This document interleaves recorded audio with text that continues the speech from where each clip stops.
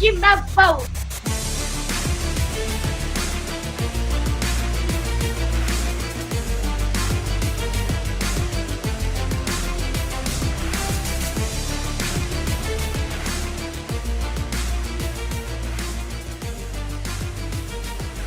Court is in session with Ryan in Sacktown on If You Don't Like That.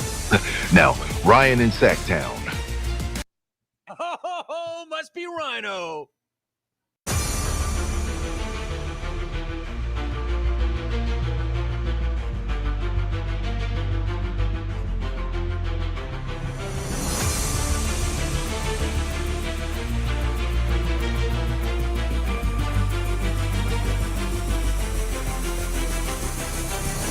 Holy moly, Jimbo.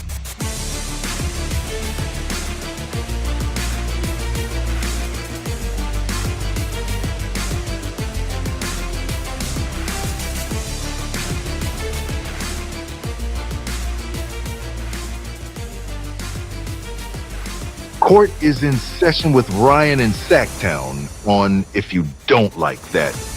Now, Ryan in Sacktown. Oh, must be Rhino.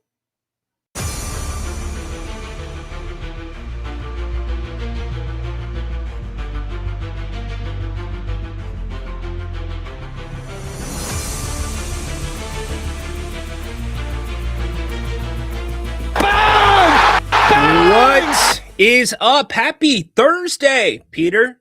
By demand, had to pull it out of the closet, brought it out of the basement just for you. What's going on? A lot happening in the world of sports, which we will dive into today. Welcome to the King's Court. Court is in session. We've got a couple of basketball games to talk about. The anonymous player poll, they kind of leaked this out over a couple days, or they slow release it. They rolled out with a couple more questions that I find very intriguing because it's something that I have been paying attention to very closely when it comes to sports gambling. And I will be the first to tell you that I don't want to be a hypocrite. I promote Prize Picks. I actually really enjoy what Prize Picks has to offer. I don't have the Mike Gundy drop. I'm a man. I'm 42. I can make those decisions. Everybody has to make those decisions for themselves. However, when it comes to sports leagues and getting into bed with the gambling companies, when I promote Prize Picks, when I make a play on Prize Picks, I put a lineup together on Prize Picks, I know what I'm risking and I know what I could gain from it. I can't say that the league, specifically the NBA, really looked at both sides of those things when they decided to get in bed with some of the gambling companies. So we're going to get into that. Adam Silver obviously has been on this. Please, Congress, we need you to step in. Help us out. We want our cake and we want to eat it too. And in the poll, the players were asked if they feel like the integrity of the game is being compromised. Thought the answer was pretty, to me, surprising. I thought it would have gone a little bit more one way, but still, you have a decent amount of segment that's like, oh, this ain't good. That's one of those questions where you want to see the nose in maybe, I don't know, like the 2 percentile. So we'll get into that. How about Draymond Green last night? I'm going to tell you my issue with Draymond Green. If you did not see Inside the NBA, we will recap that for you, as well as I look back over the Kings season and kind of go through I really have. I've gone through my photos, my videos, and tried to pick out some of the better quotes that stuck with me all year, whether it's a question I asked or a question somebody else in the press asked.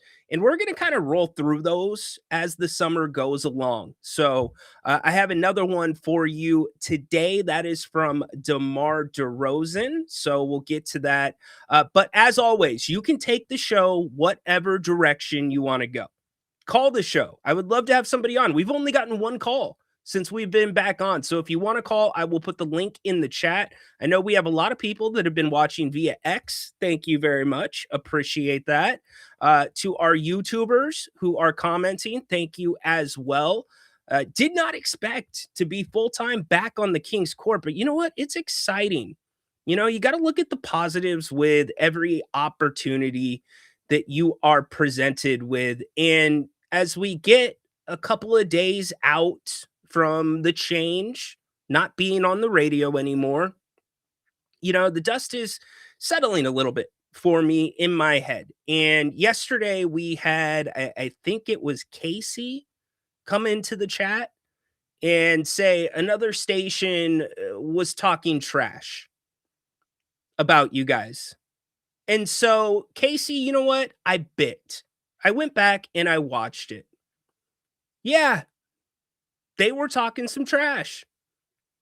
But I have to say, I don't disagree with some of the things that they were saying. I don't. So I don't want to make a point or, you know, drum up that conversation because I'm not here. It's not my nature to talk junk about people, whether it be here on this platform, whether it be on the radio, whether it be privately, whether it be behind their backs, in front of their faces. It's just not my thing. Now, when it comes to the sports world, yeah, I'm going to talk little junk, right? That's my job. I'm supposed to be opinionated. I like being opinionated. But the bottom line is the pros have far outweighed the cons. The supporters have been more than the detractors. And to the number of people that have reached out to me, whether they are in the media or they are not, thank you. I really appreciate it. It's meant a lot. Being the new guy in the group isn't always easy. And you know what? They made it easy. The majority of them made it easy. I learned a lot from some of them, some in conversations, other from afar. But thank you. I am grateful for you. To the detractors, detract. You've already made your mind up. But in direct response to what Casey put in the chat yesterday, what they said wasn't wrong. I can't get upset at that. There's a part of me that agrees with it. So look, I don't want to have feuds with people. I'm trying to make friends, not enemies, is what I'm saying. Now, if you're Draymond Green, let's not get into that just yet. So a lot going on. Like I said, take the show any way you want. Guess what? Tomorrow, wrestling segment is back. I know it's not for everybody, but a lot of you enjoy that segment. Adam will be joining me tomorrow. We will get into the squared circle. And then we've got another announcement that's going to be coming probably in the next 2 or 3 weeks that relates to wrestling. So we'll get into that. Peter, first in the chat today with a little smiley face. What's up, dude? Acknowledge me. Yes, that's the shirt. What's up, Tristan? DC made the players poll. Top 3 on one of them. I was just surprised he wasn't the top one. That's a good surprise. Because the media would have made him the top one, but the players don't see it that way. And remember, the players are the ones and their agents dictate movement, right? Where they want to be. And so, yeah, Doug's on the list. He's the lowest paid coach in the league. He was on coaching one of the worst teams this season in the league, but they were also injured a ton. Now, you can look at some of the decisions he made and all that. Look, this season was just, you have to look at the ashes and pick through them and see if there's anything you can save that's positive to build on from it. And I think you've got a couple of those things. Lynn, what's up, dude? Go Spurs, go. Yep. Look, Steph Castle. I love Steph Castle. I just love his mindset. I love his approach. And the Spurs are all in with what Mitch Johnson is preaching and the way the Spurs have handled the transition between a legendary coach in Greg Popovich to Mitch Johnson has been impeccable. They have done it perfectly. And Pop is still part of the organization. He's in the building, he's been in film sessions. But Mitch Johnson made one thing clear to his team after game one: get to the rim. What did they do? Their first, I believe, 12 points were in the paint, and they end up blowing out the Timberwolves. As for the other game last night, I said I thought you would probably see a little more parity. I thought that game in New York was going to be close, and it was 108-102. Everybody's thinking Embiid's not playing. What's that going to do? Usually that brings out the best of Tyrese Maxey. And with Tyrese Maxey, the one thing that I think is a little bit of a weakness or a little bit of an area of improvement is learning how to play better with Joel Embiid, learning how to be that same impactful player while Joel is on the floor. That said, when he's not on the floor, it opens things up. So that was a fun one to watch. The Spurs game, not so much, but complete domination. You see a score of 133. You know, the thing that sticks out to me is the 95. The 95. The game's out of hand. The Timberwolves scored 32, their highest scoring quarter in the game, which was the fourth quarter. But look at what the Spurs did in the first half. They held him to 35 points. It's insane. 35 points. NBA wants to police the betting, and that isn't their job. They need to stipulate some requirements in their contract. Well, look, and we'll get into it more as the show goes along. The NBA is playing this, how do I put it? They're being cute with the entire thing about, well, our IP versus what should be used. Can you use that without our approval? It's just the simple answer. I can save you the segment, but I think you're going to want to tune in to the segment because we're going to dive deeper into some of the statistics with gambling, et cetera. We're going to hear from Adam Silver over the last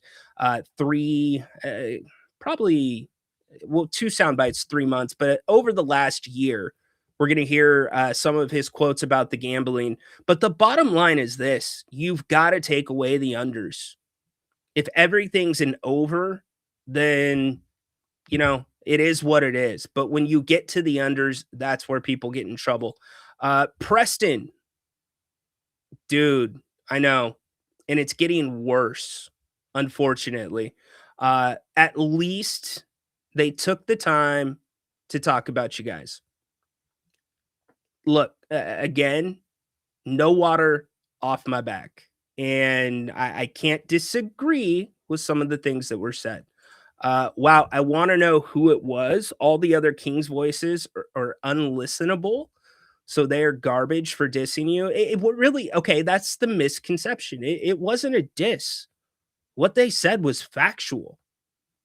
And again, I don't completely disagree with their response. So most talk radio isn't good. So who cares what they say? Yeah, fair enough. But here's the thing. It's a small community, and I'm the new guy on the block. If you can even say that I'm on the block, to be honest with you, maybe I'm the paper boy that's in there a tiny bit for a couple hours in the neighborhood a day. And I respect people that work at both of those stations here in town. And I said that yesterday. So I have nothing. I don't want to get into that. There, it is what it is. It is what it is. I'm a big proponent of taking responsibility. What could you have done better instead of looking at the other side of things? You and Grant are talking sports. Thank you, Athena. Appreciate that. Finchy, what's up, dude? Yo, Rhino. Yo, chat. What should I throw on the grill tonight? John, I already know what's on the grill, man. Asparagus. Whatever you cook is going to have asparagus. Will the King still give you a media credential without being associated with a radio station? Good question. We'll see. And we also have a lot of time in between now and credentialing. So a lot of things can change between then and now. Adam getting some love back. What's up, Carl? My man, Carl. I always think it's Carl, but it's Carl. How are you doing, dude?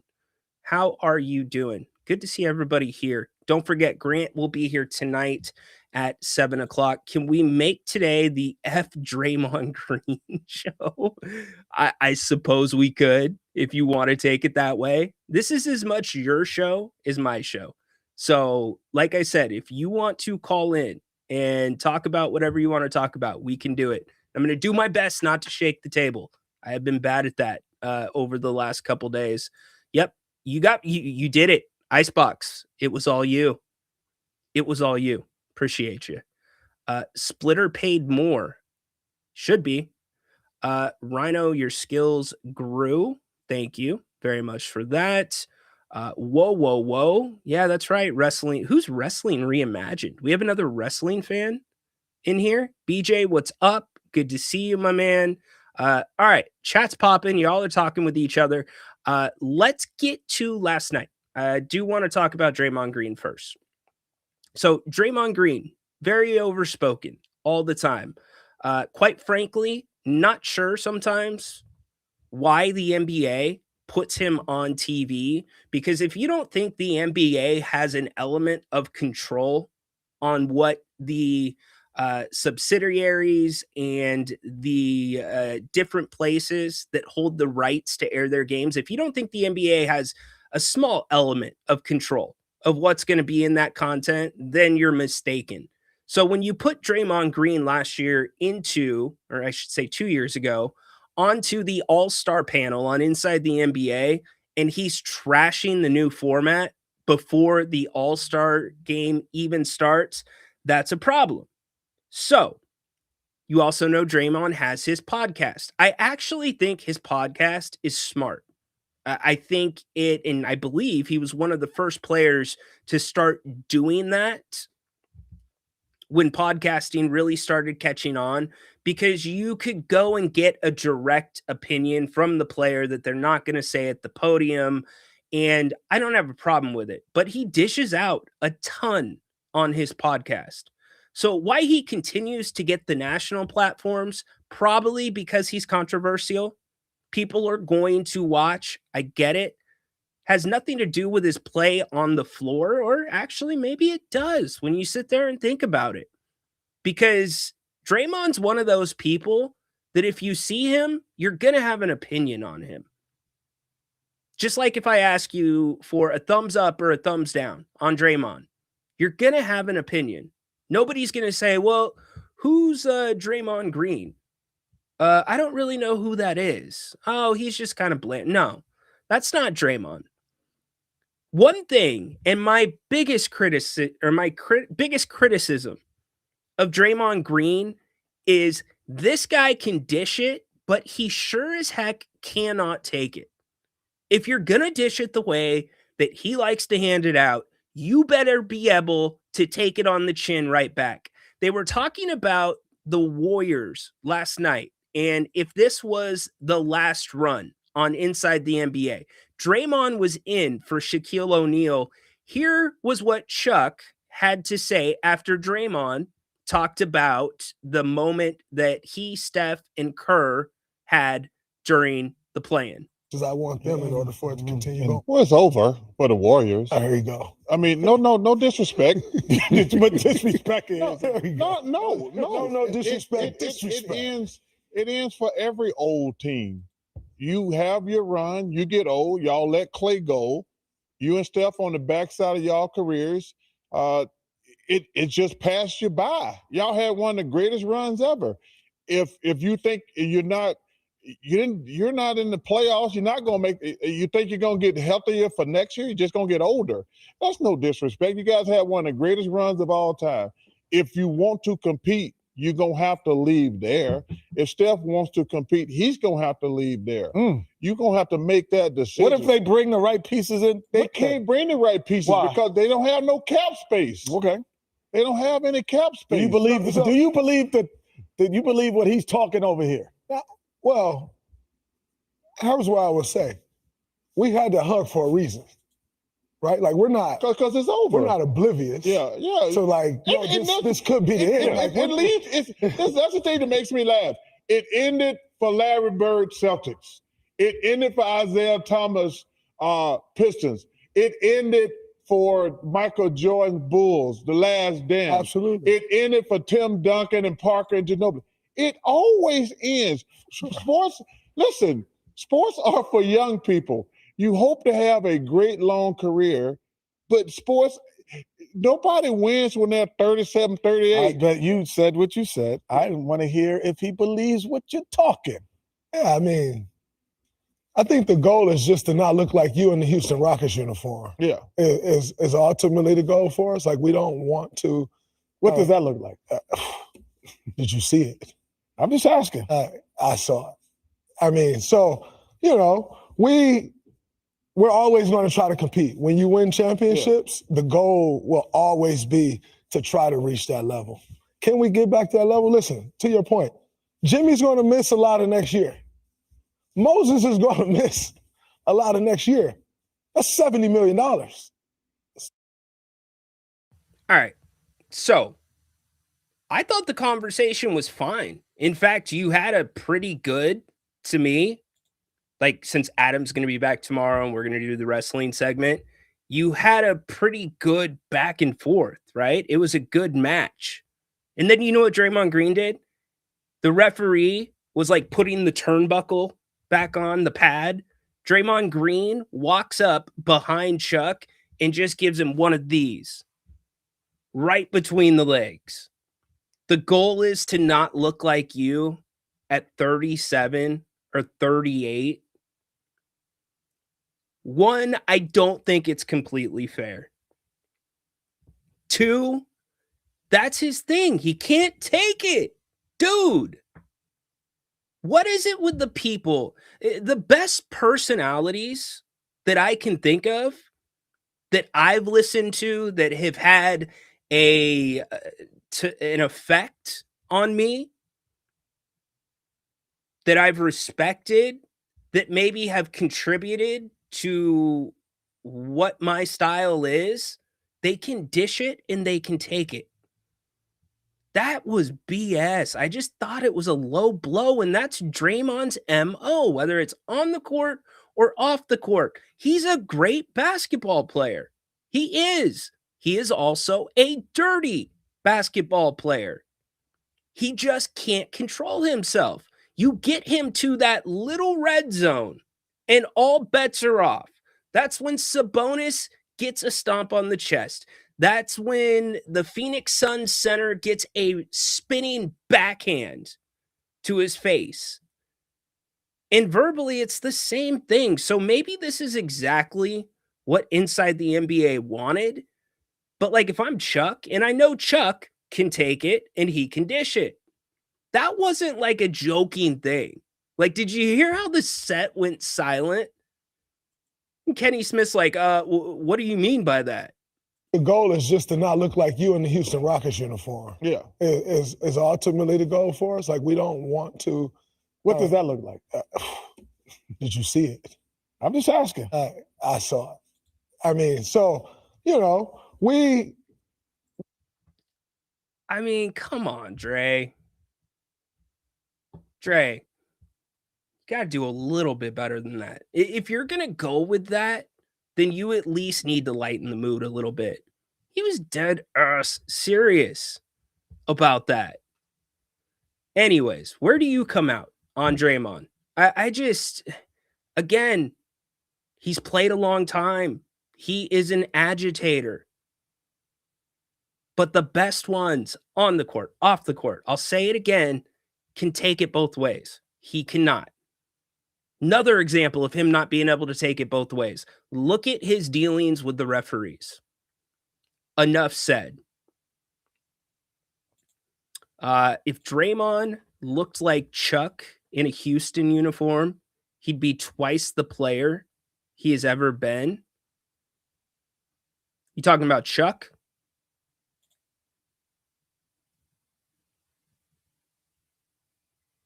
You guys talking with each other. That would require integrity and self-awareness, Rhino. Well, look, I don't know what the manual for the quote unquote new media says. Maybe, the way he's acting is within that manual, but Finchy hopping back in. Yeah, and then you've got that looming as well. Good point, Dorian. I thought Austin Rivers was spitting facts about Draymond. He is one of the luckiest players ever to be in the NBA with having Hall of Famers on his team to make him seem like a better player. I wouldn't go that far.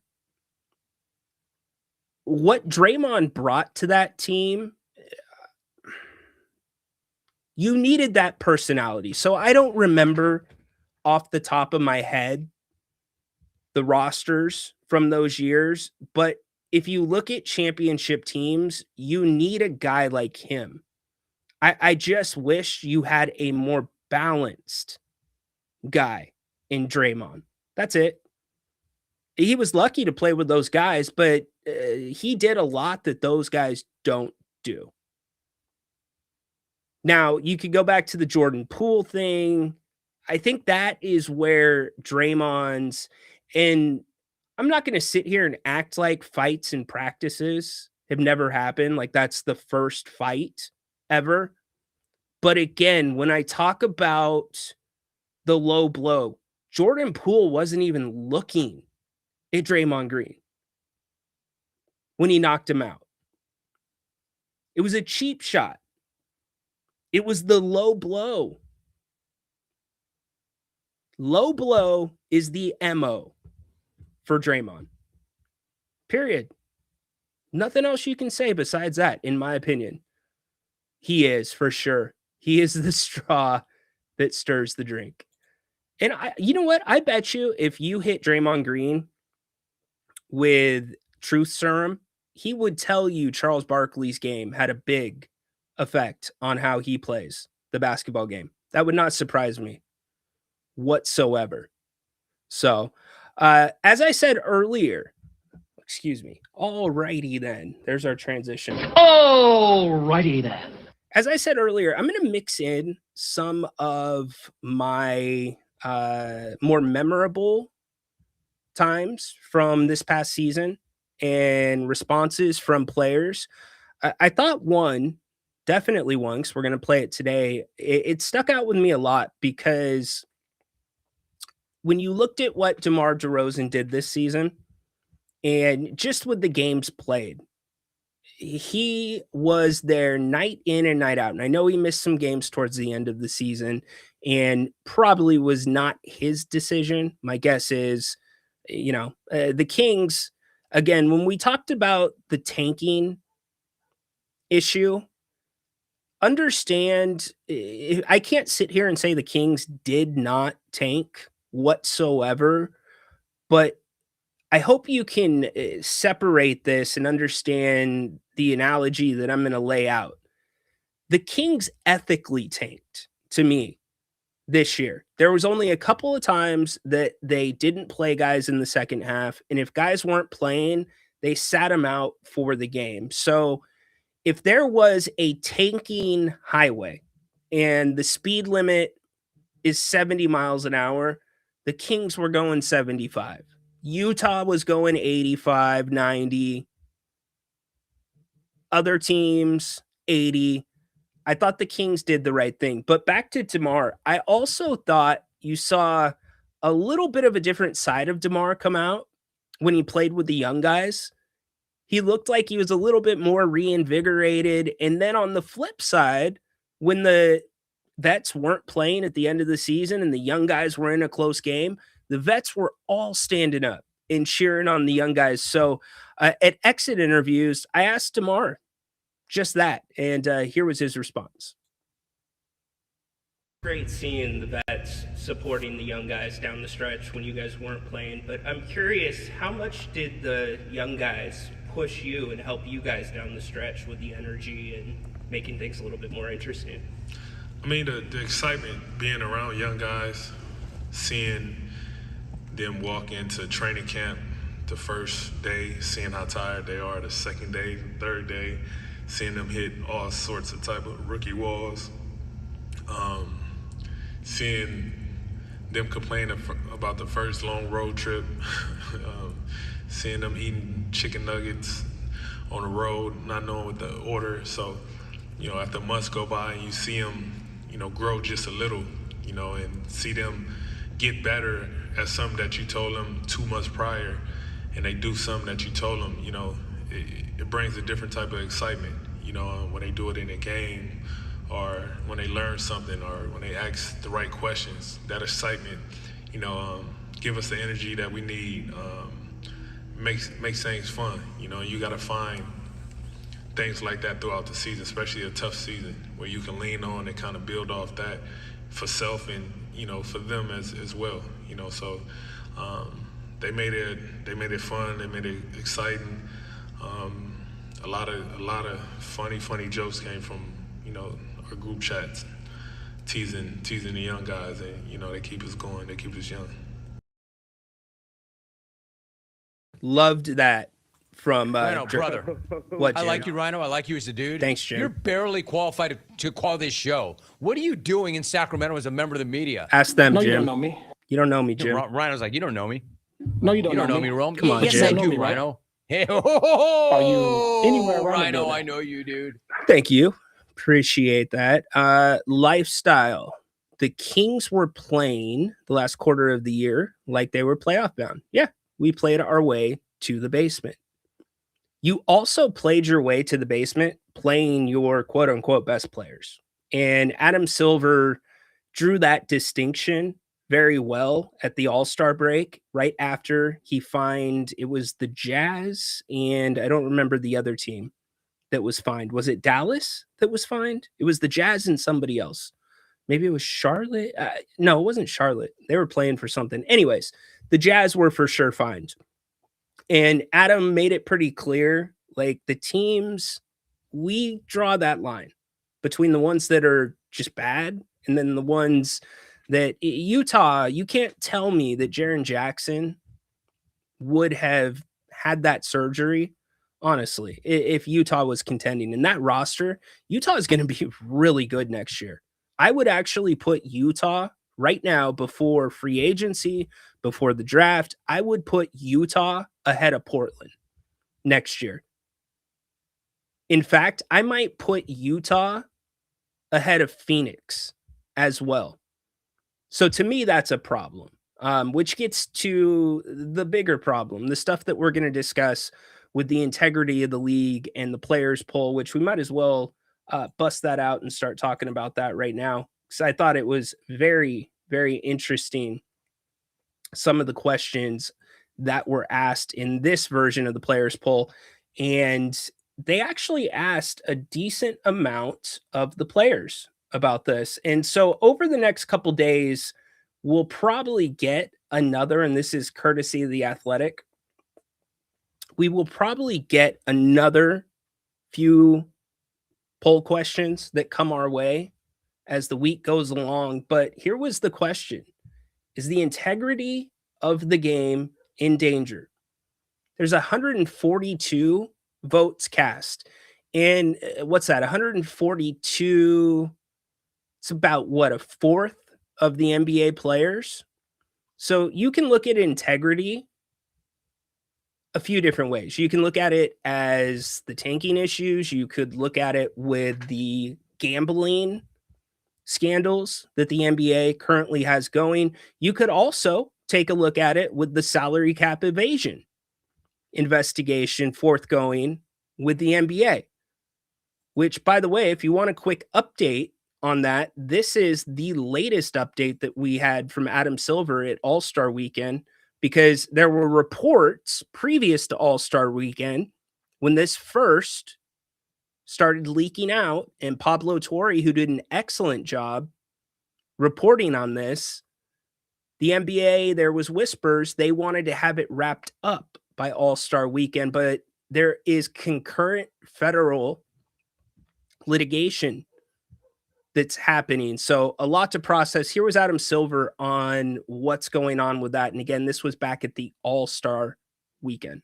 As you know, the league office is not directly running the investigation. That's being overseen by a law firm, Wachtell in New York. From everything I've been told, the Clippers have been fully cooperative. But as I said, I'm not involved day to day in the investigation. And I think, as I've said before, it's enormously complex. You have a company in bankruptcy. You have thousands of documents, multiple witnesses that have been needed to be interviewed. I will say, just in case anyone's wondering, the fact that All-Star is here this weekend has had no impact on the timeline of the investigation. So that was Adam Silver talking about that investigation that's still going. So integrity encompasses a lot of different things. Some of the quotes from the players, quote, "I would make defense legal again," end quote. Okay. Another quote, "Let basketball be basketball. Let's tilt it one way because that's what we think people want to see. Let's just let basketball be basketball. It's a beautiful game." Another quote, "I'd make the game a little bit more physical. A lot of the foul baiting stuff and everything wouldn't really be as useful." So there's another thing that we can throw into. Thank you very much for that. Go check out the NBA Fast Break podcast. Jazz Fine 500K, Pacers 100K. There you go. You're 100% right. 100% right. Good take. So you can throw in the whistle as well. I think we've talked about it already this week, how the playoffs are more physical. Look at the scores being down, which is not unnormal, but what is a little irregular is how dramatic the change in the whistle has been. You could almost argue over the last 2-3 postseasons that Adam Silver has dictated. I'm not saying that directly, but Adam Silver has, said, he's on the record saying we want it to be a little bit more physical, but it's gotten more and more and more physical. And I don't mind that kind of basketball. I love that kind of basketball, actually. And you have two problems. If you reffed it that way in the regular season, the players would not play like they play in the playoffs. So there's that issue. And then the other issue is from the entertainment standpoint, right? You want the game to be fluid. You want it to be fair. You don't want the fans to think that the refs are, screwing their teams, etc. So you can't take the dial. I'm good with taking the dial from like 70 to 90, but the NBA has been taking the dial from like 10 to 90 in this postseason. So there's another thing that you could say about the quote unquote integrity. Quote, "Players can get criticized referees too if they had a bad game," said one player. So, okay. A lot of talk about the refs maybe coming to the podium. I don't have a problem with that. I think that would be fine. The refs probably wouldn't like it. So another player talking about high scores. So I think what this comes down to, the players really stuck to the game. But if you look at the percentages, 43.4%, it's a little problem. 28.3%, it's a big problem with tanking. It's not a problem, 28.3%. But back to the integrity, which you guys are looking at, 74.6% no, 25.4% yes. 25.4% equates to what, roughly about 35 players off the top of my head with my San Diego State math. That's a lot of players. Here's the direct quote that I wanted to get to. Quote, "They have to do something with gambling," one player said. "If they don't, the league is in trouble." What do you think about that? I don't think there's any doubt about that. And again, I have no problem with gambling, none whatsoever. But I do have a problem, and I don't want to make this just an NBA thing, because the NBA is not the only league that is taking robot refs. Time for robot refs. How would that work? Talking about the robots that some restaurants have that deliver your food. Understand the playoffs being more physical. The game needs to be called the same way for the young players as the rookies. That's never going to happen, John. It's not. Grant says it isn't a thing, and he was in the NBA for 32 years. I've never been in the NBA. I've been directly around it for a year. I disagree. I think it is a thing. Look at Neek Clifford's whistle. Heck, look at Max Reynaud's whistle, how that changed throughout the season. Look at Dylan Cardwell's whistle. There is something to that. We need pure basketball that honors both sides of the court. Not a bad take, Lifestyle. Not a bad take. Remove the 3-point line until 2 minutes is left in the quarter, then activate it. So, okay, if we're going to talk about the 3-point line really quick, Jerry Reynolds has the best 3-point line solution to me. Grant asked him about it, and he said, take away the corner threes. I think that is the best solution. So change the arc. Have the arc go from the free throw line extended to the sideline. So there is no corner three. I like the creativity with your idea. I was thinking, and tell me if I'm crazy, I've said this on the radio, what if you capped 3-point attempts? You cap them at a certain number unless a team is shooting at a high percentage, whatever you decide that percentage to be. But you cap the attempts. They become more valuable, just like the challenges. They become more valuable, just like baseball with ABS and the challenges. Is that an awful idea? Does it make any sense whatsoever? Players need to adjust. Okay, yeah, Carl, they do. I agree with you. They have to adjust, but they're having it's so different in my opinion this season that they're having a little bit of trouble finding what is a foul. And here's the other thing too. This is a really slippery slope for the referees, because what happens when a game starts to get out of hand because there's too much physicality? The refs automatically have to try to rip it back. And now they're calling ticky-tack fouls. And I think that is one of the most complicated issues with how the game's called, because now the players are like, well, I don't know what a foul is and what it's not. If you've been playing a super physical style and then things get too physical. So you're really asking the referees to manage something that is like right on the edge. Don't let it go over the edge, but we want it to hang there just a little bit. And it's going to be on you to break up anything that's going to happen while we're hanging on that edge. It's a lot to ask of the refs. I get it. So back to the gambling really quick, and then we'll get to some more of your comments. Adam Silver has been asked this a few times. And one thing has been consistent with all of his answers. It's been, We need federal, we need the feds to step in. We need a federal, he says the states are the problem. We need federal legislation. Okay. So here's Adam Silver back at All-Star Weekend this year. It's an issue that I'm paying enormous amount of attention to. It's rapidly evolving.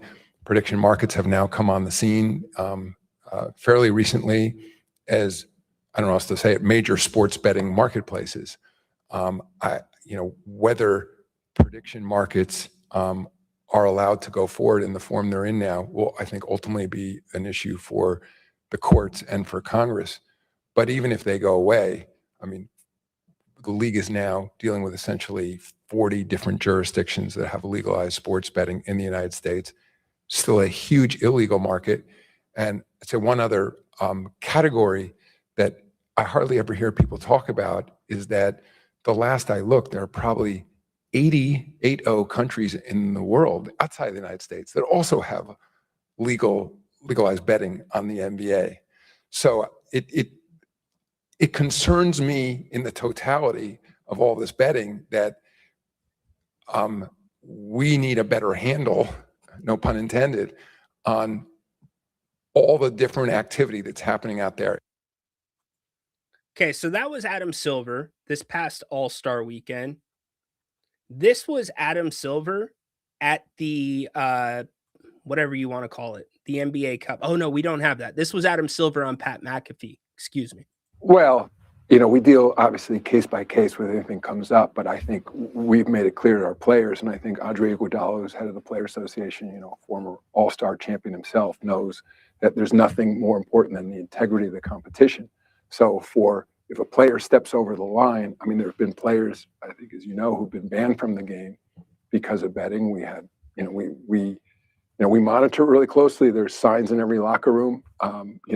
We have continuing education throughout the year, just so guys know that, it's a really bright line. Because the problem with all those prop bets is that I always worry, I'm sure there are players who would never, ever think they would want to manipulate the ultimate outcome of the game. They wouldn't want to do that to their teammates. They wouldn't want to do it to themselves, but are thinking, oh, what's the difference if, I've won fewer, more rebound or whatever else. So that's why, we've made it clear there's very strict enforcement that anything you do around betting, just the mere betting on a game, even if it had nothing to do with your particular performance, will result in a suspension, and possibly the end of your career. So, again, we live in an environment of legalized sports betting. And by the way, not just in the United States, but the NBA is a global league. I mean, remember when sports betting was legalized in the United States, it was already for decades had been widely legal throughout Europe. Oh, yeah. In the old days, it's all moved to the internet now, but in the old days, you could go to a soccer game in England and they had betting windows, like at a horse track, and there were betting parlors throughout London. Again, you can do that in an NBA arena, by the way. Most of the action is now online, but that's actually a good thing that's online, because when people aren't using cash, you have to identify yourself to the betting company. You're putting in a credit card. And again, so if there's something unusual that's happening, or if somebody and there's a whole separate issue about problem gambling. So let's remove sort of irregular activity among participants in the game. But then there's people clearly who get sucked in and are betting too much money and or are betting over their means. And so there's also ways to monitor those things and to cut those people off if the betting company detects that there's an issue. Yeah, we had. So that was Adam Silver on Pat McAfee. Everything he's saying is spot on. If you're not taking the money from the companies, I think the question that I ask is, how is there just such poor foresight from the NBA to think that this would not get better, it would get worse? Like, how could you not calculate if your players are already getting death threats on X, if you are having A baseball player having to put his family in hiding. Dan Campbell, the coach of the Lions, having to move because people found out where he lived. You know, the players get 50% of the NBA income. And I'm not sure how much gambling, or at least the sponsorships, make up of that income, of that 50%. But I would love to ask the players, is that money worth it? Does more need to be done to put an extra layer between you and the gamblers? Because the NBA has zero liability when it comes to people who are gambling and threatening NBA players, sending hate their way because they're not in bed with them. But the second you start taking their money, now you have liability to a degree. So I just wonder for the players if that juice is worth the squeeze. Because you're promoting it now, you're getting more people involved. And again, I am not being a hypocrite. I love playing Prize Picks. I am paid. I have been paid by Prize Picks to promote them. That said, I know what I'm doing. I understand the risk. I understand the reward. Some people do not. Some people aren't responsible with it. If you look at the numbers right now, the American Gambling Association, their 2025 report, so February 2026 for last year, legal sports betting hit a record $16.96 billion in revenue with 166.94 billion handle, marking an 11% increase from 2024. One, it's everywhere. I mean, gambling kind of is the new cigarettes. You remember, for my age group at least, growing up, and there were Joe Camel advertisements inside your magazines, whatever it might be. Eventually, they had to stop the way that they marketed cigarettes and tobacco towards youth, and you could only advertise in certain places because they learned what the consequences are. Well, we're learning the consequences in real time. And if you think these gambling companies are just like, oh, you know what? We're going to let anything go. We're going to make as much money as possible. They are looking at this stuff harder. That's probably their top priority, is having somebody looking into bets that are irregular, making sure that they're not involved in any scandals. You know why? Because what if gambling goes away legally? Now you are out all that money. So it's one of those things where I don't know what the answer is. I don't think we can continue going down this road the way it is. Some more stats. Public sentiment had soured with 43%. And this is for 2025. 43% of US adults saying legal sports betting is bad for society, up 34% from 2022. 29% of bettors plan to increase their betting volume in 2025 compared to 2024, with 79% of bettors planning to bet on the Super Bowl. Yeah, everybody kind of does that, right? So here's the last one I'll give you. 45% of Americans are worried about gambling addiction and harm to families, with 58% calling for aggressive federal legislation on online gambling. Here's Adam Silver. This was during the NBA Finals last year. We do not have control over the specific bets that are made on our game. I do think some of the bets are problematic.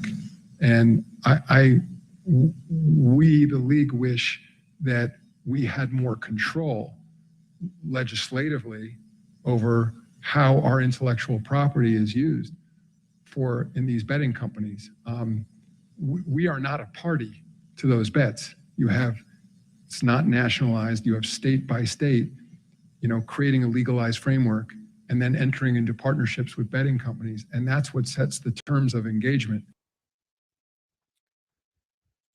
Daniel, hard to win money on Prize Picks, even if you're well above 500. Gave it up. All right, fair enough. I appreciate you trying. If you signed up with the code, think betting should be allowed on teams only, not individual performances. Yeah. And doesn't the NBA have a much better in every other league, much better leg to stand on if you're not partners with the companies? Because if you're the company and you're sponsoring, and now the league that you're paying to sponsor is wanting to tell you how to do business, that's what this is. That's the impasse that we have hit. The impasse that we have hit is the individual performance market, prediction market, whatever you want to call it. That's where the money's at. That is what is drawing in more and more people because it's real time. You can determine the amount of risk. If you think you're a basketball expert, then you think you have a better percentage than the house.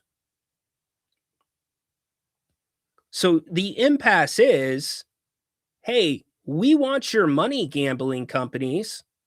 We want your money, but can you maybe get rid of these prop bets? Can you get rid of the over-unders on statistics? What's the gambling company going to say? No. Can we think of it? No. Well, what if no? Because that's where all the money's at. That's why they can pay these companies so high. So what do? You got to ask a third party. In that case, the third party is the federal government. Again, this is the money quote. I'm going to play it one more time. This was Adam Silver at the NBA Finals last year. We do not have control over the specific bets that are made on our game. I do think some of the bets are problematic. And we, the league, wish that we had more control legislatively over how our intellectual property is used in these betting companies. We are not a party to those bets. It's not nationalized. You have state by state, creating a legalized framework and then entering into partnerships with betting companies. And that's what sets the terms of engagement.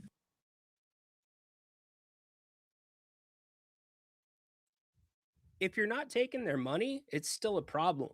And now you've got that strong leg to stand on, but you're taking their money. That quote was in 2025. And again, the quotes that I read you, legal sports betting hit a record $16.96 billion in revenue with $166.9 billion handle, making an 11% increase from 2024. So I can only imagine what it's going to end up being once we get the 2026 reports. But it's a lot.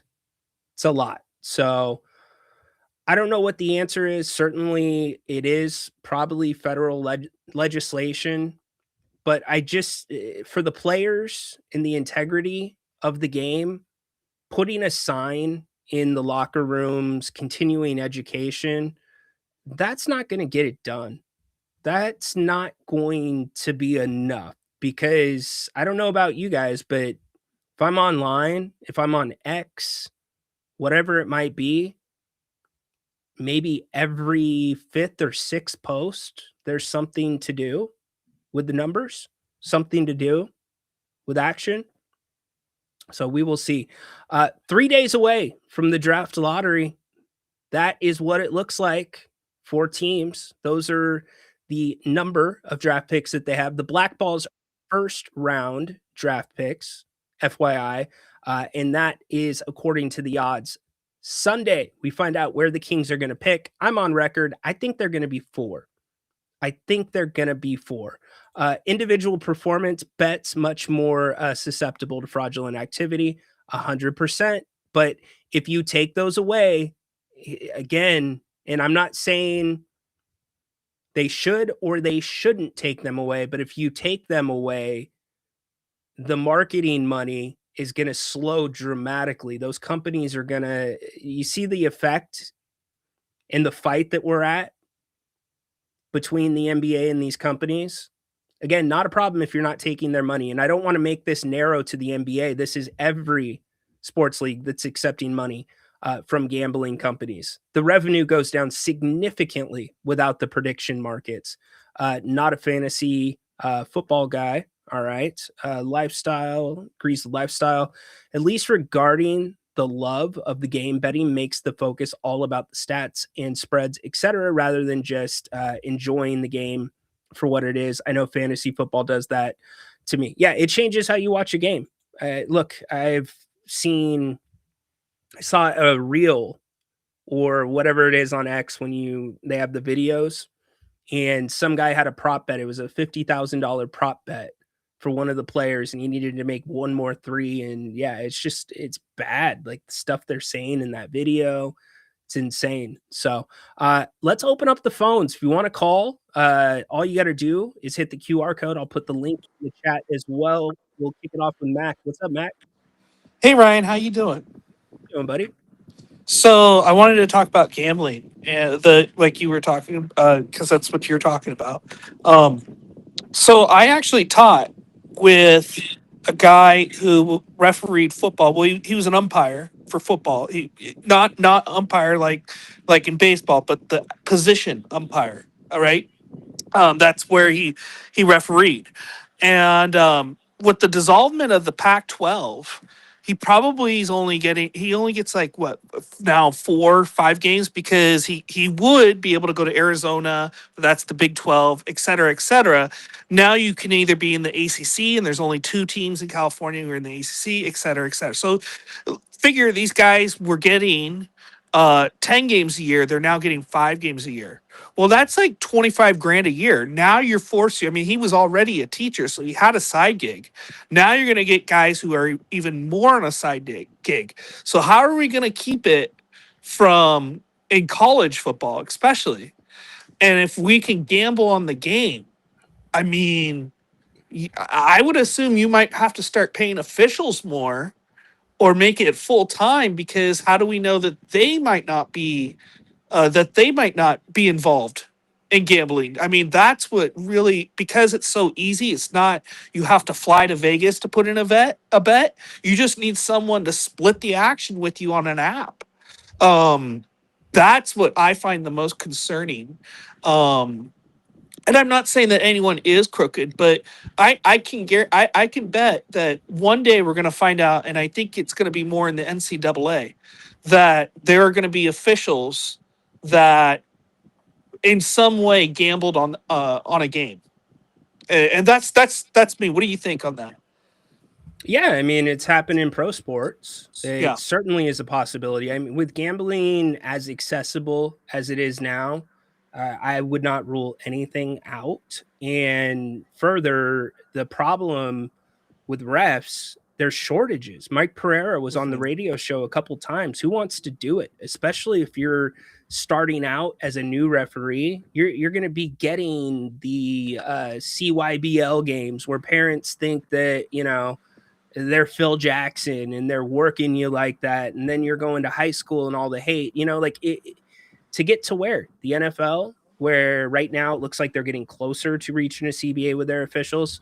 You got to go through college first. And yeah, if there's less jobs, who knows? I know this. A lot of the referees in college, they're not full-time referees. They have jobs. And that's the same thing with referees in the NFL as well. The NFL or the referees in the NFL would like to be full-time, and that's something they're trying to work out. But it's a great question, man. Yeah. Like I said, they're going to have to, I think within 15 years, within my lifetime, but not right away, that there's going to be a scandal, and in some way, somehow, it's going to have to become regulated more. And whether the answer is paying officials more, or I don't know, and I don't get paid to come up with that decision, but I do believe in college there's going to become a big scandal. I mean, we already see it when There's we one already going on right now with yeah. the quarterback, Texas Tech. Yeah. Yeah. Well, that's just but we also see let's not kid ourselves. We see biasness when an ACC team plays an SEC team, and the home team gets to pick the referees, right? I mean, if there's already biasness where we see statistically that when there's an interconference um, game and that home conference team has their refs, they technically get better calls. What throw gambling in there? So I mean, that's just my point. Anyway, have a great day. Yeah, appreciate you, Mac. Thanks for calling. John Finch, no, he has called before. That's Mac, yo. Calls on the radio, or did call on the radio as well. Yeah, I mean, I think, do I put the percentage any higher of risk because they're a ref? Probably not. But it's just, it goes back to that old question, especially with the pros that have gotten into scandals. It's just like, why? You know, why? An NBA minimum contract that's guaranteed like $1.2 million. Why? Is it the rush? Is it just not enough? Like, is it because it's everywhere because all your friends are doing it? Is it the whole Adam and Eve thing? Don't eat that apple. So you want to take a bite out of that apple? Like, I just don't know why athletes do it.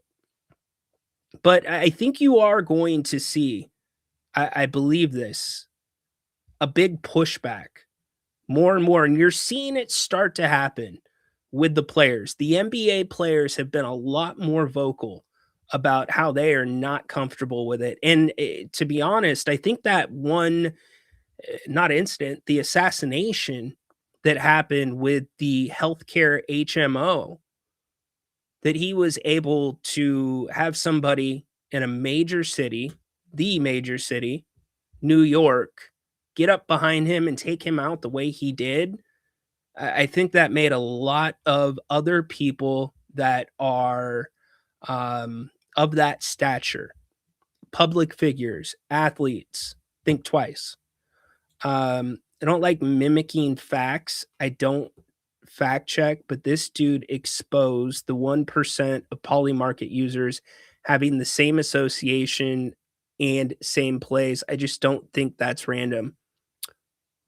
Who are you talking about? The prominence of gambling, D King, DraftKings, FanDuel, every NFL pregame show, it's way oversaturated, and I think that's what the thing is. You've got to. Isn't that the first step? You've got to roll it back just a tiny bit. Like, I don't need Terry Bradshaw's, three-way parlay. Like, I don't. I don't need the host's over-under prediction. Like, I just don't need it. It's got to be greed. How much is enough? Just a little bit more. Yeah, very true. Great call by Mac. Was a very good call. We'll acknowledge that. Acknowledge me! As I roll through here,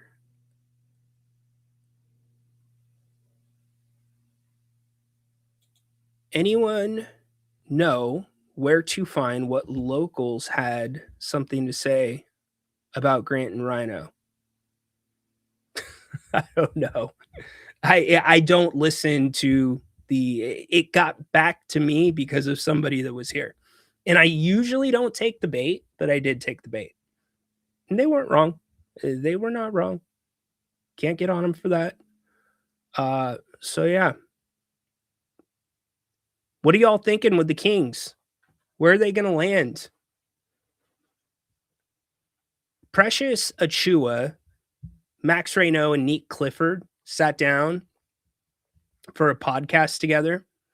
And I found this answer super interesting from Precious. He was asked about, and remember Precious's journey. He got signed here after training camp as an unsigned free agent, but he was asked about where he learned to be a professional in the NBA. Check out what he had to say. I mean, Miami really teaches you how to be a pro.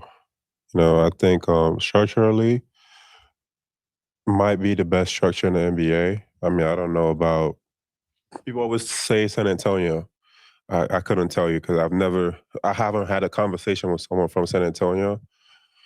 But Miami structurally teaches you how to be a pro. Be on time, do XYZ, how to do XYZ, and teaches you how to play the game. I mean, for me, my rookie year, it'll be after every game, had to analyze the entire game. So you were forced to watch the game, rewatch the game, and then you had to write a report on what your analysis was on the game. So it's basically like I'm back in school, like I'm back in college. But at the time I hated it. But by my third, fourth year, I understood like, okay, it was things that's happening in the game where I could see, all right, that's happening. I know that's gonna cause this to happen. It's just like you process the game a lot faster. Especially for someone that started playing basketball a little later. But just that alone, just the structure of analyzing the game, structure of how to become a pro, how to be a pro. You learn that fast from Miami. A lot of guys don't succeed there. It's just what it is. But yeah, Toronto was most. Isn't that crazy? You had to write reports. I have never heard that. Is that part of the Miami culture? You're writing reports. I mean, it works. I don't know how everybody else learns. I'm one of those learners where I have to do it 3 times and then I have it. I have to like write it out, hear it, say it, and then, okay, I think I got it. But writing reports after the game, it was really fun though this year watching Precious's journey. When Precious signed here, I don't think he envisioned getting the opportunity that he ultimately received because of injuries. I think he was very confident in himself and in his previous stops. I'm going to make this specific to New York. Pat, are you there? Help me out, Pat. Athena, it's not a big deal. It's not a big deal. Not a big deal. And no, again, what I said was everything that they said. They weren't wrong in everything that they said. That's it. So back to what I was saying with Precious in New York, he was kind of used as, I don't know, maybe a bridge guy on some nights, at best 9 to 14 minutes. And he never really had an opportunity to show off his skill set, in my opinion. Maybe here, maybe there, but not consistently. And when he came into camp, it was such a pleasure and so fun to watch him work after practice at the practices that I was at, because he was working himself into a different shape. He was working his motor, but he was also working this skill set. And it wasn't like a bunch of different things, like very specific things, getting downhill, which we ended up seeing very clearly in the games towards the end of the season. A lot of the finishing around the rim, and then the 3 ball. He was working that too. And as the season went along, those things didn't change. He just got better. And all of them came into his game. Now, can he get better at those things? Absolutely. But his ability to showcase those things the way he did has now probably put him in a opportunity to be getting, I talked to Jerry about it, probably about 8 to 12 million a year for a couple of years. I think probably 11 is the number that he'll end up with. I don't think it will be in Sacramento. but we'll see. Patrick chiming in. Don't remember John Starks having a written assignment. Isn't that nuts? Yeah, Max said his welcome to the NBA moment was against Jonas Valanciunas. I understand that. Professor Riley doesn't give me an F on my next report, right? Kings are getting the number 1 pick. Could you imagine if the Kings got the number 1 pick?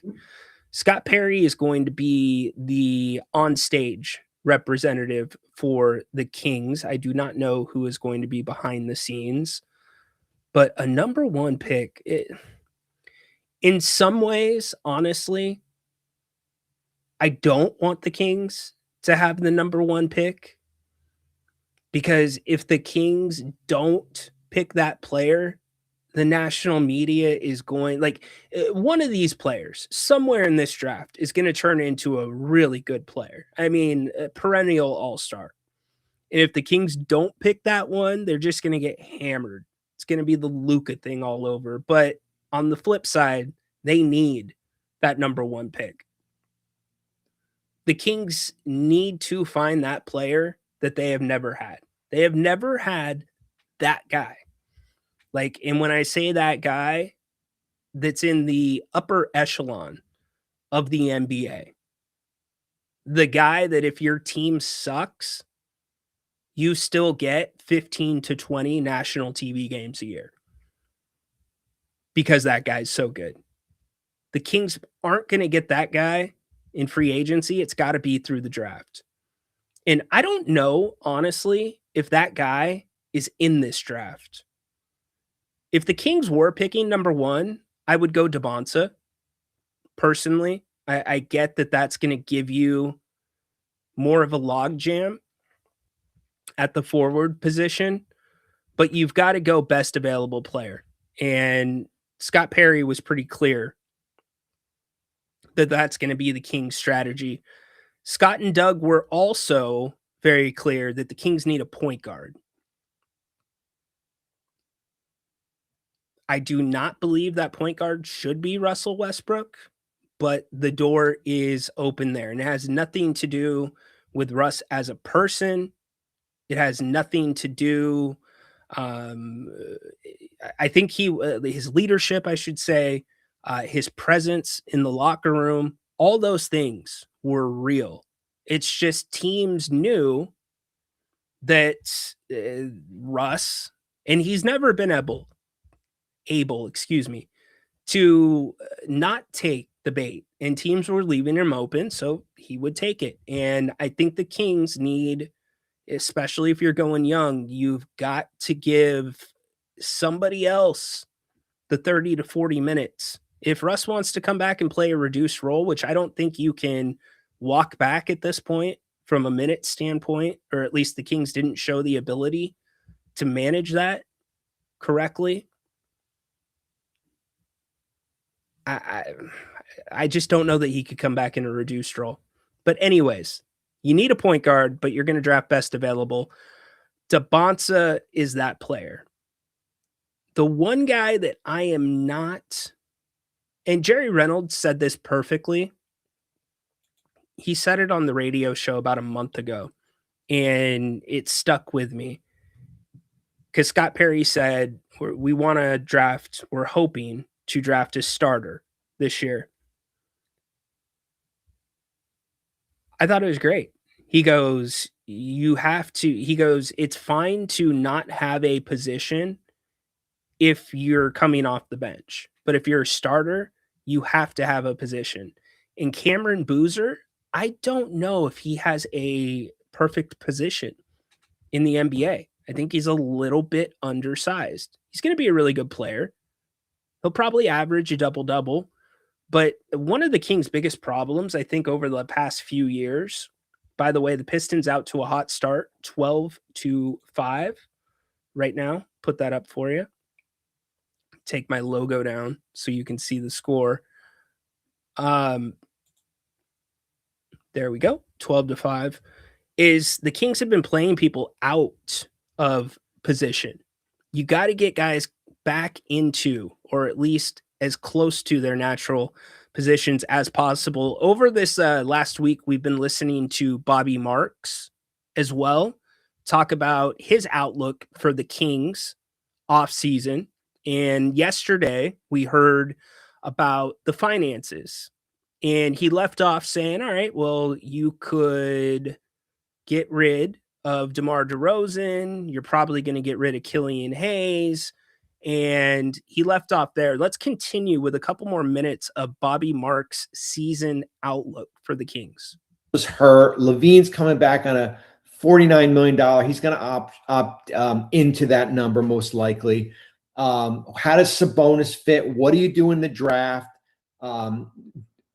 If you get a center, or what you've seen from Reynard, is that enough to move off Sabonis here? But there's so many different directions here as far as what you're going to do. But your finances are going to be the most important as far as getting those things in order here.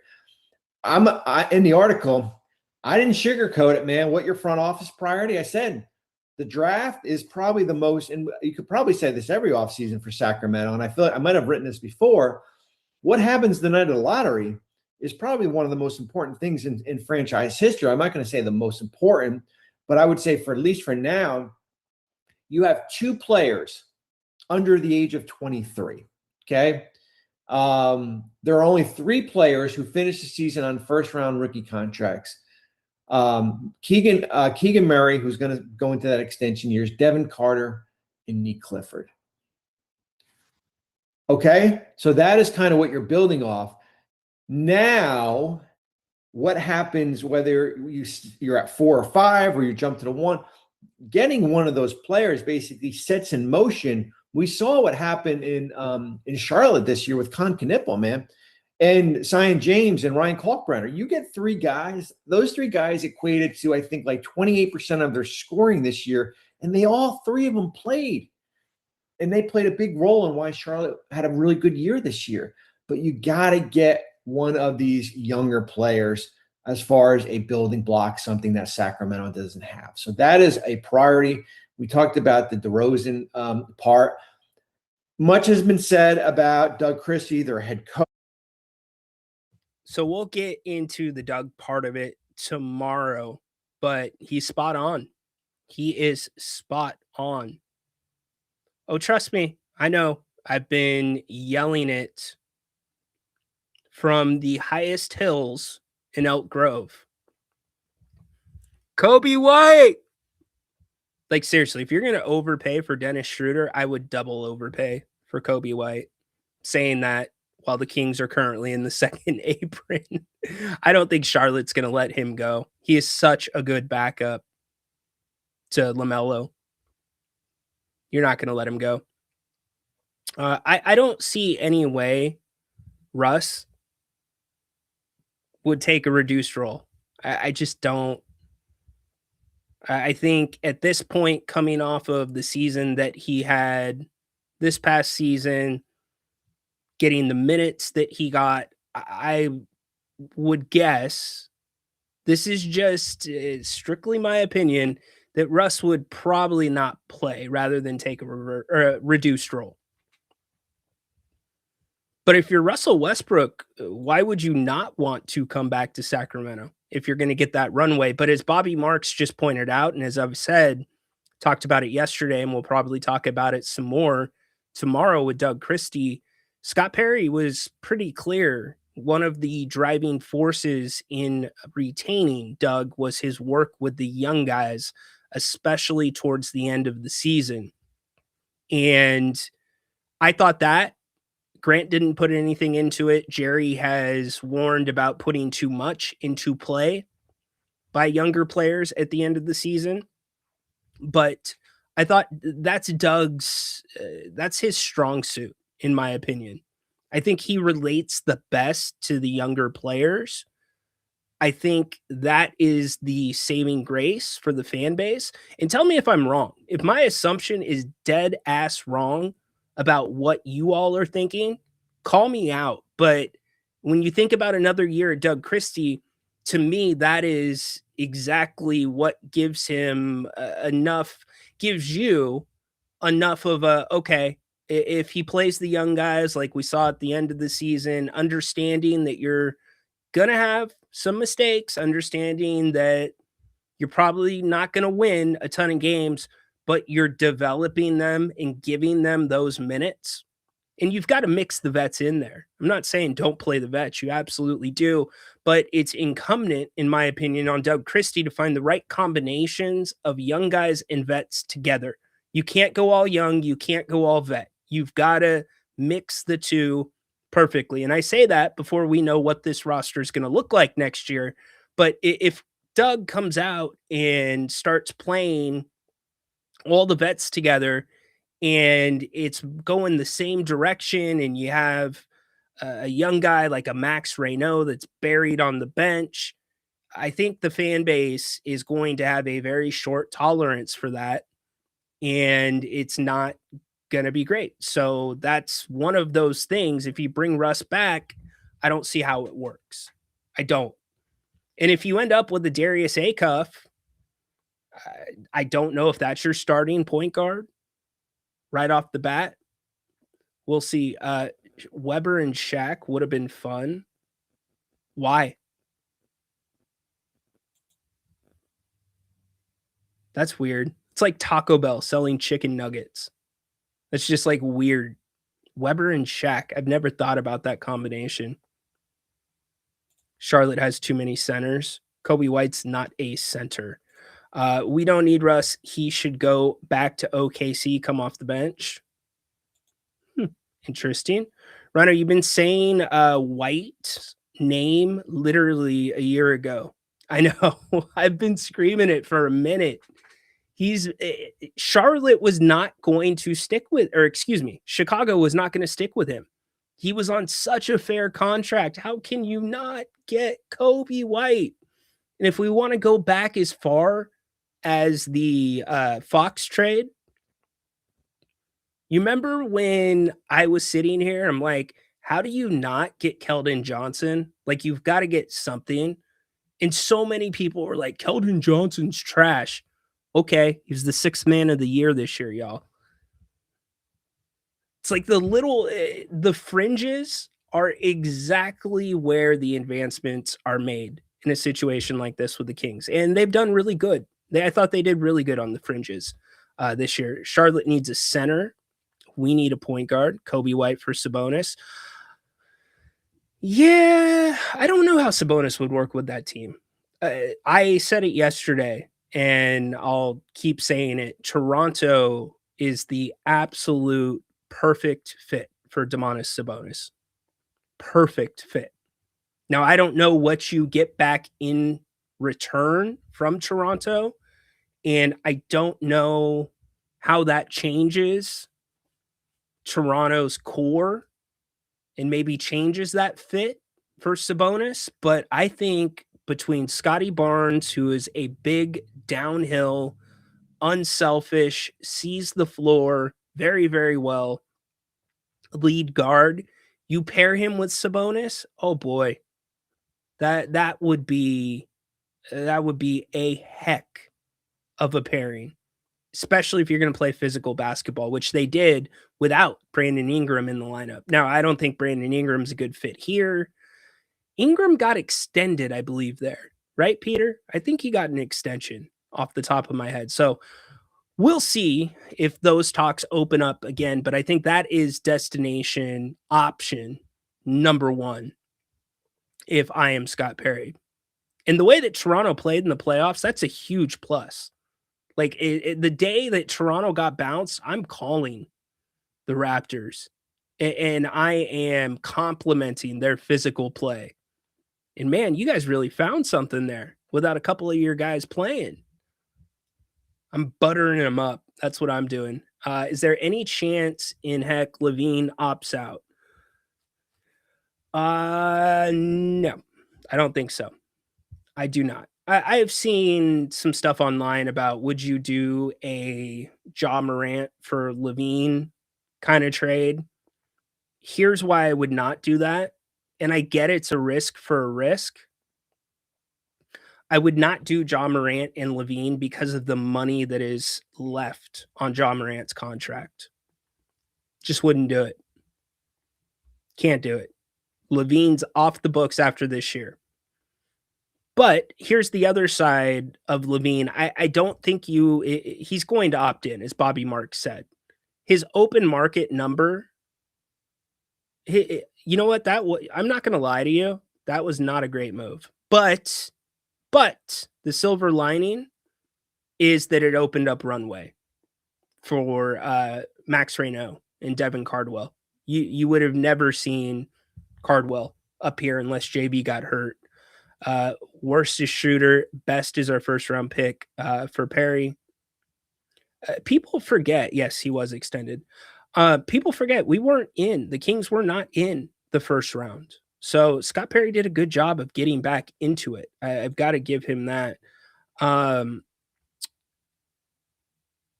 can't put it all on him with Ellis because I just don't know enough about Keon's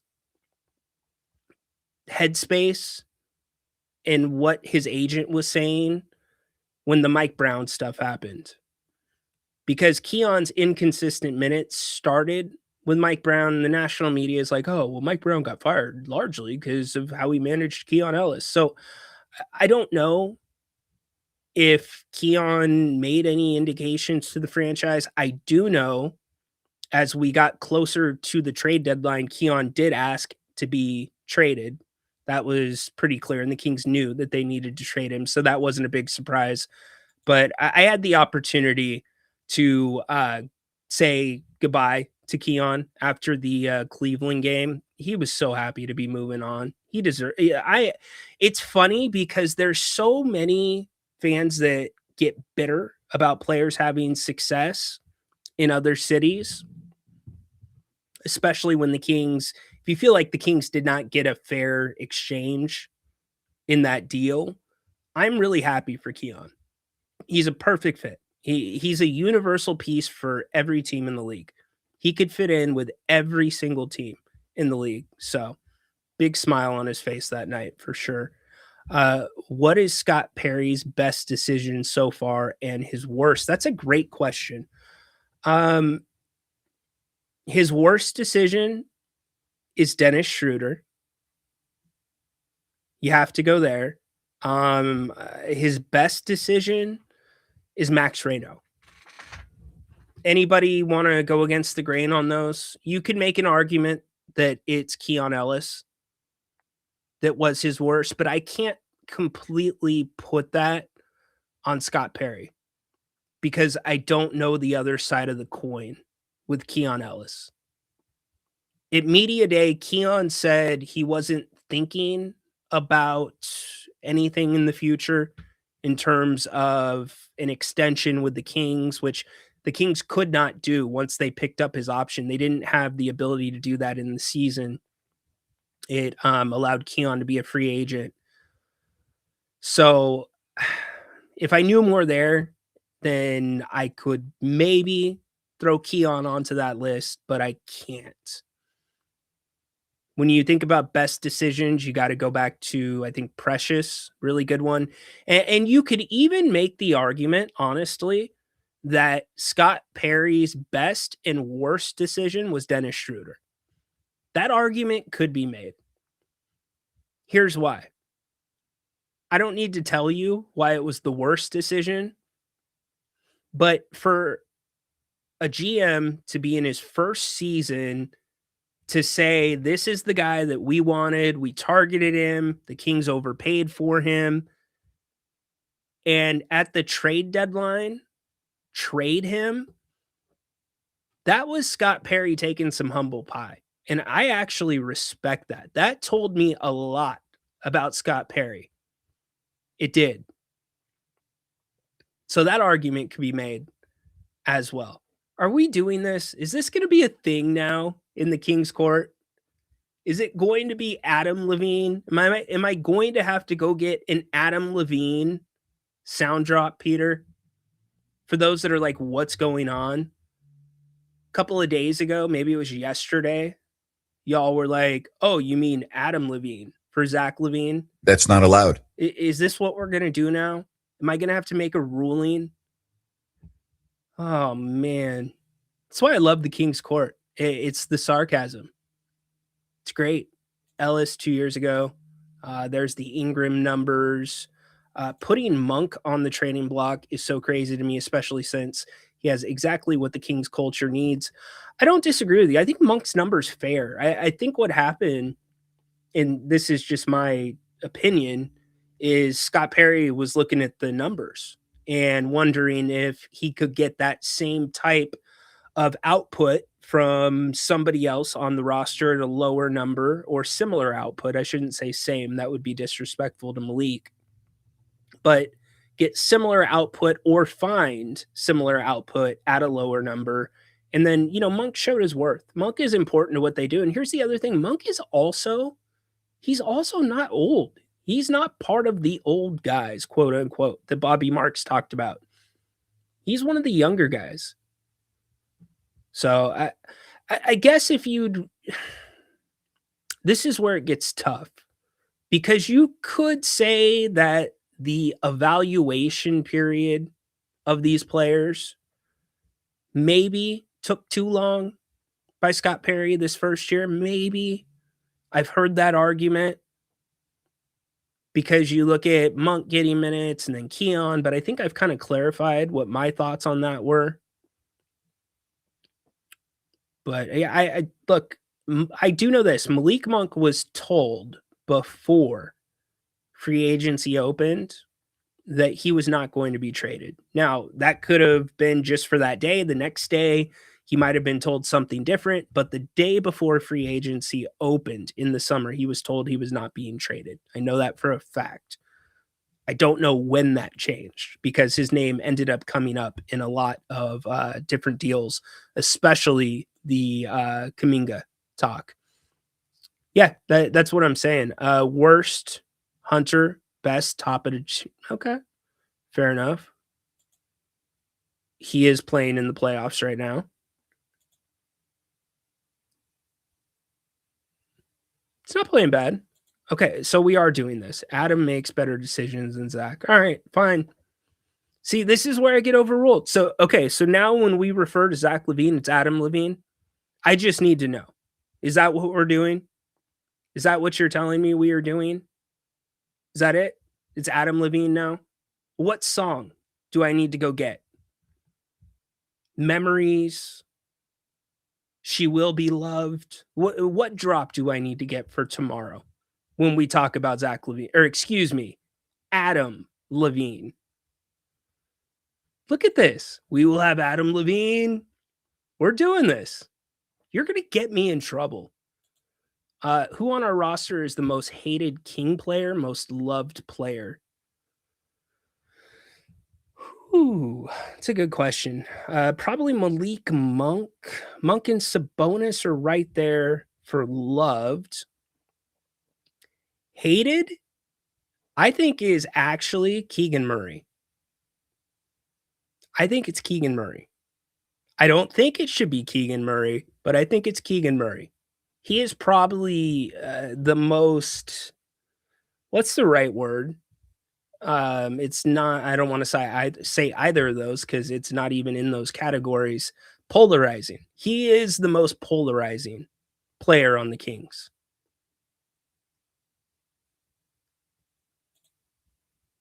Misery. All right, we're doing this. That's what we're doing. Okay. All right. Is that the ruling? Are we done with this? All right. Great. Adam LaVine.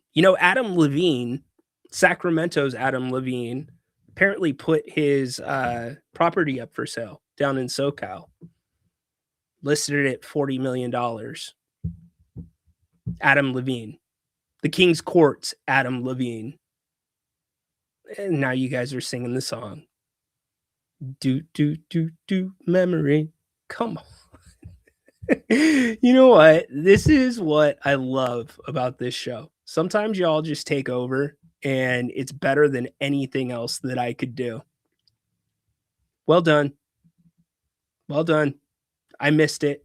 I missed it a lot. I know some of you missed it too. Y'all had some fun with it. Good stuff. All right. Adam LaVine. You just have to remember, though, when Napes comes on at 7, if you ask him about Adam Levine, he's going to be like, what? So try to change it to Zach Levine if you're going to ask a question at 7 o'clock with Napes. Join him for open forum. We wrap up the week, by the way, on the King's Court tomorrow. We'll be doing our wrestling segment at the end of the show. I know some of you are looking forward to that. Some of you have an alarm to turn the show off once we start talking wrestling. Oh my gosh. Oh, brother, where out thou? Yeah, exactly. You know what, John? Thank you. You are so spot on. It's funny how this stuff happens on this show. Somebody says one thing and then the rest of you run with it. That don't make no sense. Somebody accidentally says Adam Levine, and within 2 days, it is now Adam Levine instead of Zach Levine. And let me tell you the problem with that. Here's the problem with that. 5 days a week here, I'm going to be calling him Adam Levine because that's what it is here on this show. And then I'm going to get onto the shows with Grant when we're doing something. And I'm going to be like, yeah, and Adam Levine Zach, that's the problem. Y'all are the best. I'm not going to argue with that. Lynn, look, Lynn, I'm open to it. I will pose it to everybody else. I'll pose it to you. I don't know enough about it. It's not my wheelhouse. So if you want a racing segment, I need somebody that knows a lot about racing, and I need to know if there's an appetite for racing. It was proven there's an appetite for wrestling on this channel. I don't know about racing. I know Lynn's a big motor. It's not is it a gearhead, Lynn? Is that what they call them? That are really into racing?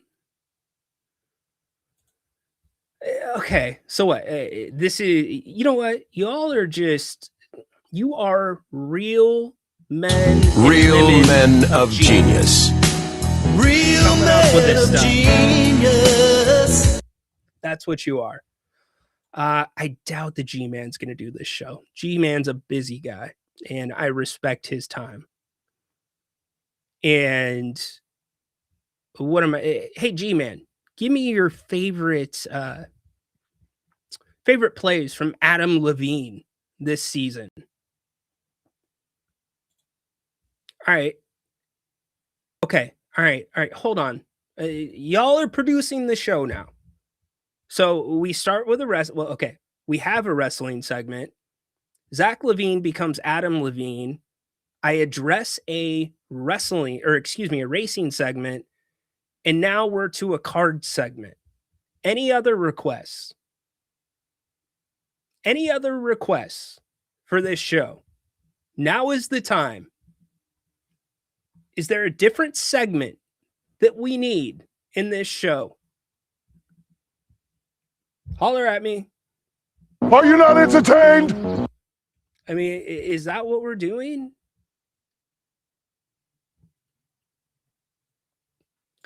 Look, G-Man, he's great. He's just, he is so... I grew up listening to the G-Man, and I've always looked up to the G-Man. I had I believe when we shaved our heads for charity out at Bennett's and raised almost $15,000, G-Man showed up for that. So I always had just a very great admiration for him.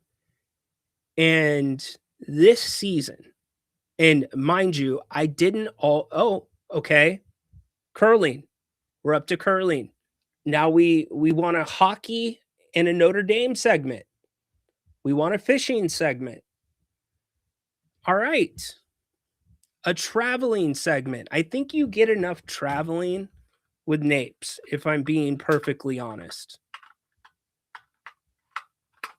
Now we want a Tedora segment. Oh, what's up, Tedora? How you doing? We got you. Holy moly, Jim Bob Bowie. Y'all are making me dizzy with these segments. Now I'm gonna have to go back, rewatch this part of the show, look at all these requests. I'm trying to get a thought about the G-Man out before we adjourn. Anyways, let me wrap this up with the G-Man.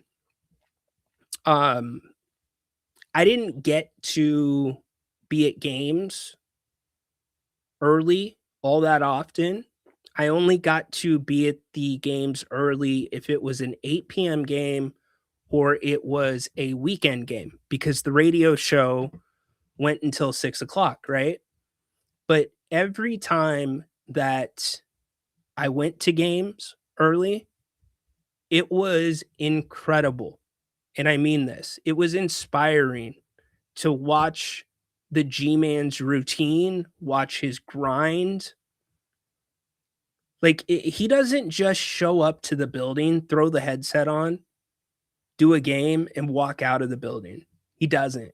Like, he's there hours before. He eats dinner with everybody else in the press room. He hits the floor. He's talking to coaches. He's talking to players.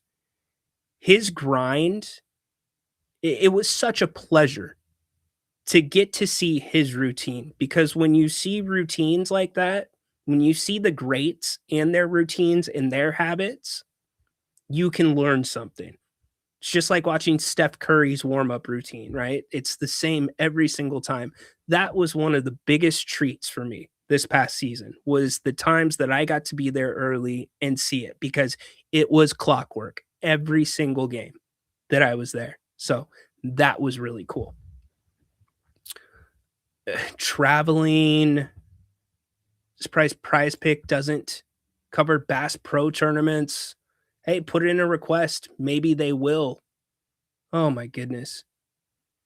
Good places to eat in Sacktown. Now we're getting to eat. Okay. Well, I will have an Adam Levine drop tomorrow for sure. We'll get that taken care of. Don't forget, you got Grant back tonight in a couple of hours. Right now, NBA action going on, 30-22. Pistons out to an early lead over the Cavaliers. And now we're picking out the people for the segments. If you want these segments, you need to do the legwork. I'm not going to do the legwork on these segments. It's great to see. Oh, Mitchell got injured. That's not good. Is he going to be out the rest of the game? Hope not. So we'll see. But it's on y'all. It's on y'all to do the legwork. I will go get the Adam Levine drop since y'all ruled on me. Okay? You ruled on me. It's now Adam Levine. Grant back tonight, 7 o'clock. Join him. Man, time goes fly fast when we're having fun. I appreciate everybody for tuning in. Seriously, thank you very much. Does not go beyond me. 136 right now on X. The 21 of you on YouTube, thank you very much. For those who are watching on replay, appreciate you too. Audio will be forthcoming in the next day or two. That will get reloaded back up on Apple, Spotify. We're in the process of doing that, so you'll be able to take the King's Court on the run with you as well. But until then, Grant, 7 o'clock. We're back tomorrow to wrap up the week. We'll talk the NBA action from tonight, whatever is topical and going on that is in the media. And yeah, make it a great rest of the night. You know who I thought about today, by the way? We're going to close here. I was like, I need a good sign-off person. Like, if my sign-offs sometimes are a little bit awkward. So I'm like, who should I go watch sign off? Like, Grant's sign-offs are great. I got to get better at those. So you know who I was listening to today? We'll kick it to him for the sign-off. Have a great rest of the day. Court is dismissed. And Tom Brenneman, I'm sure we thanked everybody that we possibly have the time to thank. This is Harry Carey from Wrigley Field. Until next spring, God willing, so long, everybody.